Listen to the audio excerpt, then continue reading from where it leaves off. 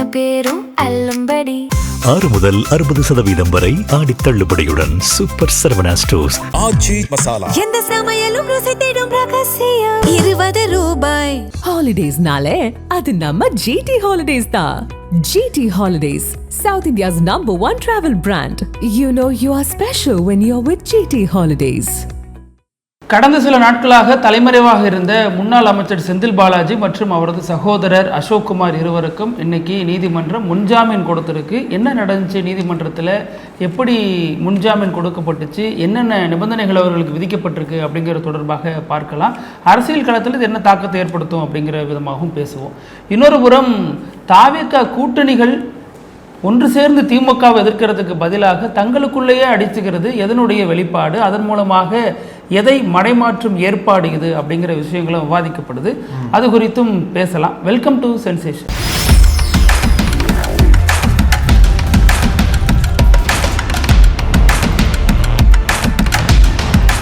வணக்கம் பிருத்திவி. வணக்கம் அழகு. நாளை மறுநாள் ஜூலை 10ஆம் தேதி சிஎம் விஜய் வந்து கரூருக்கு போகிறதுக்கான ஏற்பாடுகள் ஃபுல் ஃப்ளெஷ்டாக போயிட்டுருக்கு இல்லையா. அவங்களோட டார்கெட் என்னவாக இருந்தது அப்படின்னா, அதுக்குள்ளே திமுகவை சேர்ந்து செந்தில் பாலாஜி அரெஸ்ட் பண்ணிடணும் அப்படின்ற மாதிரி தான் அவங்க செயல்பட்டாங்க. அதற்கு தான் அவங்க வந்து அவர் மேலே என்ன கேஸ் போட்டாங்க அப்படின்னா, குதிரை பேரம் நடத்துறது மாதிரி ஆதாரமெல்லாம் இருக்குன்னு சொல்லிட்டு ஒரு கேஸ் போட்டிருந்தாங்க. அது குறித்து செந்தில் பாலாஜி முன்ஜாமீன் கேட்டு ஹைகோர்ட்டில் வழக்கு தாக்கல் பண்ணியிருந்தார். அதுக்கு தான் இன்றைக்கி வந்து உத்தரவு வந்திருக்கு. அவருக்கு வந்து கண்டிஷனல் பெயில் வந்து நீதிமன்றம் கொடுத்துருக்காங்க. ஸோ அதனால் முன்ஜாமீன் என்பது அவருக்கு கொடுக்கப்பட்டிருக்கு. அவர் ஜூலை 10க்கு முன்னாடி கைது பண்ண முடியாது அப்படின்ற ஒரு ஸ்டேட்டஸ் தான் இப்போதைக்கு இருக்குது. நமக்கு தாவேகா அரசின் 2வது முயற்சி தோல்வி அடைந்திருக்கு அப்படின்னு நம்ம பார்க்க வேண்டியதாக இருக்குது. ஏன்னா இதற்கு முன்னாடி முன்னாள் அமைச்சர் அனிதா ராதாகிருஷ்ணனை இதே மாதிரி தான் பண்ணாங்க. இதே மாதிரி பண்ணுறப்ப அவருக்கு நீதிமன்றம் முன்ஜாமீன் வழங்க மறுத்துடுச்சு. ஆனாலும் அவர் கைது செய்யப்பட்ட பிறகும் கூட அவருக்கு பெயில் கொடுத்தாங்க, அப்புறம் வந்தார். அதே மாதிரி இந்த வழக்கிலையும் முன்னாள் அமைச்சர் செந்தில் பாலாஜியை கைது செய்கிறாங்க. இது ஏன் நம்ம பழிவாங்கும் நடவடிக்கை எடுக்க வேண்டியது இருக்குது அப்படின்னு பார்த்தா, இப்போ முன்னாள் அமைச்சர்களாக இருந்து தாவேக்காட்ட போய் சேர்ந்த யார் மீதும் இவர்களுக்கு எந்த பிரச்சனையும் வரதில்லை. அவர்கள் செய்கிற எந்த தவறும் பெரிதாக தெரியறதில்லை. அவர்களுடைய கடந்த கால ட்ராக் ரெக்கார்டு மறுபடியும் தூசு தட்டப்படுறதில்லை. ஆனால் எதிரணியில் இருக்கிறாங்க, திமுக இருக்காங்க, இடைத்தேர்தலில் சம்பந்தப்பட்ட தொகுதிகளுடைய பொறுப்பாளராக இருக்கக்கூடிய முன்னாள் அமைச்சர்கள் யார் யார் அந்த ஏரியாவில் பவர்ஃபுல் சென்டராக இருக்கிறாங்க அப்படிங்கிறத பார்த்து பண்ணுறாங்க அப்படிங்கிற ஒரு விமர்சனமும் இருக்கிறத தவிர்க்க முடியல. ஏன்னா அனிதா ராதாகிருஷ்ணன் அவர் ஒட்டி இருக்கக்கூடிய அந்த இசக்கி சுப்பையாவுடைய தொகுதி, இந்த சைடு வந்தீங்கன்னா இப்போ கரூரில் இப்போ நடந்த சம்பவங்கள், இவர் போகிறாரு அங்கே அதை ஒட்டி இருக்கக்கூடிய இடைத்தேர்தல் தொகுதி, அங்கே கரூர் சம்பவத்தை ஒட்டி இவர் செய்யக்கூடிய விஷயங்கள்னு இப்படி எல்லாமே சந்தேகத்திற்குரிய வகையில் இருக்கிறதுனால தான் இது அரசியல் ரீதியாகவும் முக்கியத்துவம் வாய்ந்த ஒன்றா பார்க்கப்படுகிறது. முதல்ல அந்த 8 பேர் கைதானதுல திருநாவுக்கரசுங்கிறவர் யாருன்னு நம்மளே பேசியிருக்கோம். அவர் வந்து கருத்து கணிப்பு வெளியிடுறவர், லயோலா கல்லூரியோட முன்னாள் மாணவர்னு சொல்லிக்கிட்டாலும் யாருக்கு ஆதரவாக கடந்த காலங்களில் செயல்பட்டிருக்காரு அப்படின்னா அண்ணாமலைக்கு ஆதரவாக செயல்பட்டிருக்காரு. அவர் நடத்திய கருத்து கணிப்பில் விஜய் தான் அதிக இடங்களில் வெற்றி பெறுவார்னு தமிழ்நாட்டில் சொன்ன ஒரு கருத்து கணிப்பு நிறுவனமே அவர் தான் இருந்திருக்காரு அப்படிங்கிறதையும் பார்த்தோம். அந்த அடிப்படையில் செந்தில் பாலாஜிக்கும் அவர் சகோதரர் இவரோட தொடர்பில் இருக்காருன்னு ஒரு விஷயம் பேசுகிறாங்க. ஏன்னா இந்த கைது செய்யப்பட்ட 8 பேரில் 2 பேர் கொடுத்த வாக்குமூலத்தின் அடிப்படையில் தான் நாங்கள் அவங்க 2 பேரையும் நெருங்கணும் அப்படிங்கிறாங்க. ஆனால் தலைமறைவாயிட்டாங்க. லுக் அவுட் நோட்டீஸ்லாம் அனுப்புனாங்க. அது தொடர்பாக தேடுதல் வந்து தீவிரப்படுத்தப்பட்டுச்சு. இது குதிரை பேரம் பண்ணியிருக்காங்க, 35 கோடி ரூபாய்க்கு குதிரை பேரம் பேசியிருக்காங்க, ஊத்தங்கரை எம்எல்ஏ இளையராஜா கிட்ட அது நடந்திருக்கு, அவரே சொல்லியிருக்காரு அப்படின்னாங்க. இது ஒரு பக்கம். இன்னொரு பக்கம் என்கிட்ட குதிரை பேர் பேசுறாங்க, என்ன மிரட்டுறாங்க, தாவேகா அரசு நெருக்கடி கொடுக்குதுன்னு சொன்ன அனிதா ராதாகிருஷ்ணனுடைய அந்த புகார் இதுவரைக்கும் அமைதியாக தான் இருக்கு. அது குறித்து அரசு உரிய நடவடிக்கை எதுவுமே எடுத்த மாதிரி தெரியல. அதே இன்னொரு பக்கம் பார்த்தீங்கன்னா, அந்த பாலியல் குற்றச்சாட்டுக்கு உள்ளான எம்எல்ஏ இருக்கக்கூடிய சரவணன் இருக்கார் இல்லையா, ஸ்ரீவைகுண்டம், அவர் என உயிருக்கு ஆபத்து இல்லை, என்னை வந்து குதிரை பேரம் பண்றாங்க அப்படின்னு அவர் கொடுத்த புகாரின் அடிப்படையில் அவருக்கு இன்னைக்கு துப்பாக்கி ஏந்திய பாதுகாவலர்கள் பாதுகாப்பாக நிறுத்தப்பட்டிருக்காங்க. இப்படி சிக்ஸாக்கா பார்த்தீங்கன்னா, இங்க ஒரு உருட்டு அங்க ஒரு உருட்டுங்கிற மாதிரி தன்னை எதிர்ப்பவர்களுக்கு ஒரு நியாயம், அவங்களுக்கு ஒரு சட்ட புத்தகம் கொடுத்துட்டு தன் கூட இருந்து அரசியல் செய்யறவங்களுக்கு ஒரு சட்ட புத்தகம் கொடுக்கிறாரா முதல்வர் விஜய், இப்படி செய்யலாமாங்கிற ஒரு கேள்வி எழுது. இதுல நீதிமன்றத்தில் நடந்த வாதத்தை நம்ம பார்க்கணும். நீதிமன்றத்தில் வாதம் வந்து செந்தில் பாலாஜி சார்பா என்ன இளங்கோத ஆச்சாரியா இருக்கார், அதுல வந்து ஒரு பல முக்கியமான பாயிண்ட்ஸ் வந்து வைக்கிறார். அந்த வாதத்தில் பார்த்தீங்கன்னா என்ன சொல்றாரு அப்படின்னா, எஃப்ஐஆர்ல வந்து எந்த விதமான டீட்டெயில்ஸும் பெருசாக கொடுக்கப்படல, ஆதாரமே இல்லை. என்ன ஆதாரமா சொல்லியிருக்காங்க அப்படின்னா, இவரும் குற்றம் சாட்டப்பட்டவரும் ஒரே நாளில் வந்து ஈரோட்டில் இருந்திருக்காங்க, திருநாவுக்கரசும் அசோக்கும். அதை வச்சு தான் வந்து ஈரோட்டில் இருந்ததுனாலேயே வந்து 2 பேரும் குற்றம் பண்ணியிருப்பாங்க அப்படின்றத எதன் அடிப்படையில் சொல்கிறாங்க அப்படின்ற வாதத்தை வந்து என்ஆர் அலுவலகம் எழுப்பியிருக்காரு நீதிமன்றத்தில். ஆமாம், அதில் அவர் தெளிவாக சொல்கிறது என்னென்னா, நீதிபதி கேட்குறாரு எஃப்ஐஆரில் எதுவுமே இல்லையே, உங்களோட ரோல் இதில் என்னன்னு கேட்குறாரு. அப்போ நீங்கள் சொன்ன மாதிரி இந்த விளக்கத்தை சொல்கிறாரு. என்னுடைய கட்சிக்காரரும் அவர் திருநாவுக்கரசும் ஈரோட்டில் இருந்ததாக சொல்கிறாங்க அப்படிங்கிறாங்க. அது செந்தில் பாலாஜி பேர் கொண்டு வரப்படவே இல்லை. அதாவது செந்தில் பாலாஜியோட சகோதரருங்கிறதுனாலேயே என் மீது இந்த அரசியல் குற்றச்சாட்டு சுமத்துறாங்கன்னு அவர் தரப்பில் ஆஜரான வழக்கறிஞரும் சொல்கிறார். அப்போ இந்த இதில் இன்னொரு விஷயம் என்ன சொல்கிறாங்கன்னா, இது மாதிரி சென்னையில் கிண்டியில் ஒரு முக்கிய நட்சத்திர ஹோட்டலில் சந்திச்சிருக்காங்க, அதுக்கப்புறம் ஈசிஆரில் ஒரு ஹோட்டலில் சந்திச்சிருக்காங்க. சந்தித்த பிறகு அவங்க வந்து அந்த வீடியோஸ்லாம் டிலீட் பண்ணிட்டாங்க, ஹோட்டலோட வீடியோலாம் டிலீட் பண்ணிட்டாங்க அப்படிங்கிறாங்க. அப்போ அது குறித்த விசாரணை நாங்கள் பண்ணிட்டு இருக்கோம் அப்படின்னு போலீஸார் ஆதாரம் இருக்குன்னு சொல்லிட்டு எந்த ஆதாரத்தையும் நீதிமன்றத்தில் சமர்ப்பிக்கலை அப்படிங்கிற விஷயத்த பார்க்கிறோம். ஏன்னா ஆதாரம் கொடுத்துருந்தா முன்ஜாமீன் அவங்க கொடுத்துருக்க போறது இல்லை நீதிபதி. அப்போ ஆதாரம் இருக்குன்னு சொல்றவங்க அந்த ஆதாரத்தை இந்த மாதிரியான நேரத்தில் கொடுக்காம ஏன் விட்டாங்க? அப்போ ஆதாரம் இல்லாமலே கைது பண்ணாங்களா, அல்லது திமுகவினர் சொல்லும்படி இது ஒரு ஜோடிக்கப்பட்ட வழக்காங்கிற கேள்வி இதுல இருக்கு.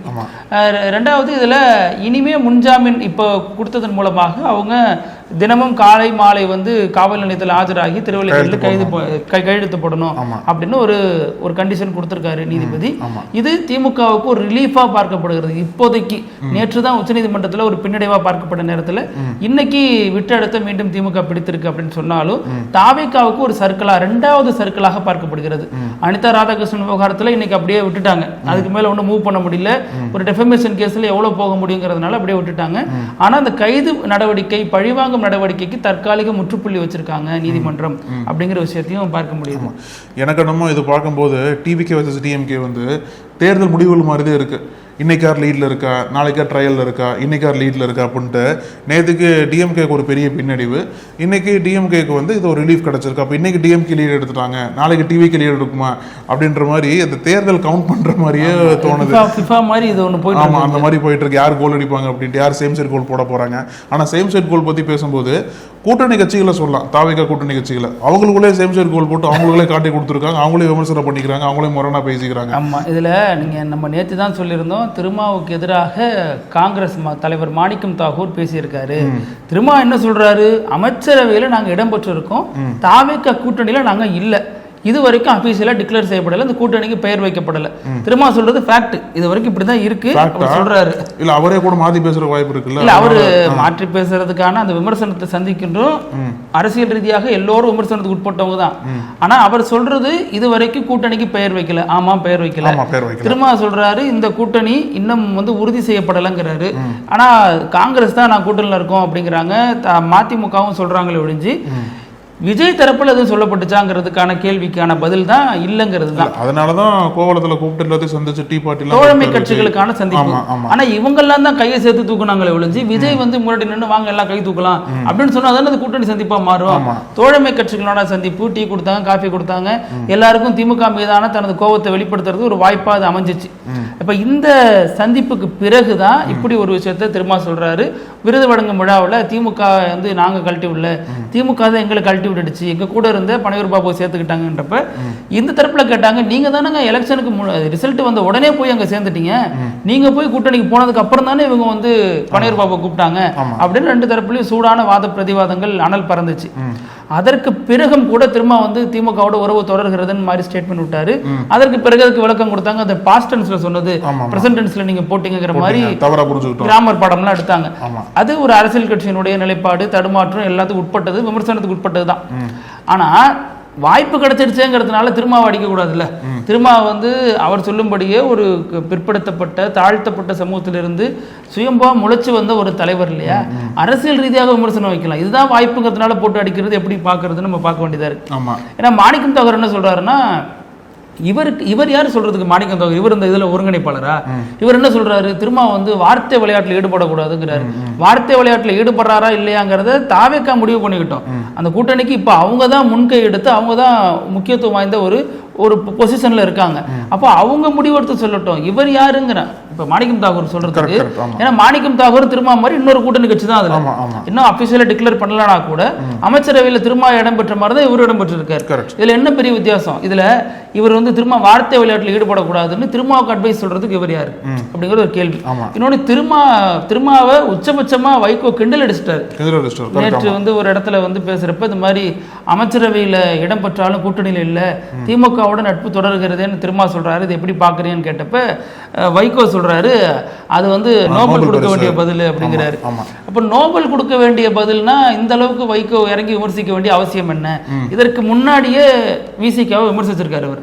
இதற்கு முன்னாடி என்ன விசிகா விமர்சிச்சிருக்காருன்னா, கிளைக்கழகம் கூட இல்லாத ஒரு கட்சிக்கு 8 சீட்டு கொடுத்திருக்காங்க, அழிஞ்சு போற கட்சிக்கு 10 சீட்டு ஒரு ராஜ்யசபா சீட்டு கொடுத்திருக்காங்கன்னு தனது ஆற்றாமையை கடந்த காலங்களில் பொதுவெளியில மேடையில வெளிப்படுத்தியிருந்தார் இல்லையா? அதனுடைய வெளிப்பாடாகவும் இதை பார்க்க வேண்டியதா இருக்கு. அதே மாதிரி காங்கிரஸுக்கும் விசிகாவுக்கும் கடந்த காலங்களில் நடந்த பிரச்சனையோட வெளிப்பாடாகவும் இதை பார்க்க வேண்டியதா இருக்கு.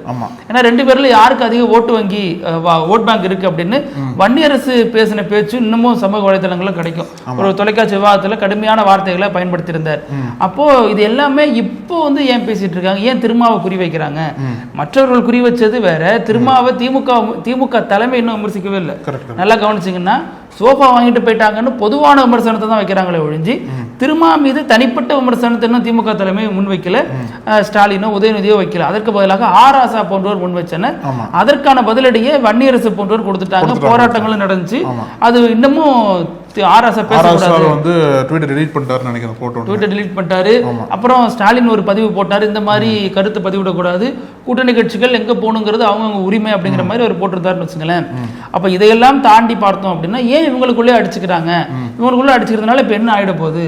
இவங்க திமுக கூட்டணியில இருந்து எப்படி செயல்பட்டாங்க? இங்க எது நடந்தாலும் ஓர் குரல்ல சொல்லுவாங்க. ஆளுநருடைய அதிகார அத்துமீறலுக்கு எதிராக வைகோ முழங்குவாரு, திருமா முழங்குவாரு, காங்கிரஸ் கட்சி தலைவர்கள் முழங்குவாங்க. ஆனா இன்னைக்கு தமிழ்நாட்டில் வேற பிரச்சனையே இல்லையா? இவருக்கு நோபல் பரிசு தரணுமா இல்லையாங்கிறதா பிரச்சனையா? திருமா வந்து வார்த்தையில விளையாடுறாருங்கிறதா பிரச்சனையா? இதையே ஏன் பிரதானப்படுத்தணுங்கிறது ஒரு கேள்வி இருக்கு. ஆமா, இதுல என்னன்னா இந்த கூட்டணி தலைவர்களுக்குள்ள யாரு வந்து தாவேக்காவுக்கு ரொம்ப லாயலா இருக்க போறோம் அப்படின்ற போட்டி தான் போயிட்டு இருக்கு. ஏன்னா இப்போ ஓப்பனா சொல்லணும் அப்படின்னா, இப்போ மதிமுக பொதுச் செயலர் வைகோ சொன்னார் இல்லையா, திருமாவுக்கு வந்து இந்த மாதிரி நோபல் பரிசை கொடுக்கணும் அப்படின்ட்டு. அதுக்கு விசிக என்ன கவுண்டர் கொடுக்குறாங்க அப்படின்னா, வைகோ கூட மேடையில் வந்து பேசியிருந்தாரு, விஜய் தான் வந்து எம்எல்ஏ டிசைன் பண்ண சொல்றாரு அப்படின்ட்டு. அங்க ஒரு பேச்சு மறுபடியும் அவரே மாத்தி பேசினாரு, அந்த பேச்சு வைகோ என்ன சொல்றாருன்னு சொல்லிட்டு இவங்க ஒரு கவுண்டர் அட்டாக் வைக்கிறாங்க. ஆமா, எல்லாருமே மாத்தி தான் பேசிட்டு இருக்காங்க. திருமாவே என்ன சொல்றாரு, திருமா பேட்டியில எனக்கு பரிந்துரைத்ததுக்கு நன்றி, நோபல் பரிசு கிடைத்தால் அவருக்கு நன்றி சொல்றேன் அப்படின்னு அவரும் போயிட்டார். அவருக்கு கிண்டலாகவே பதில் கொடுத்துட்டாரு திருமாவா.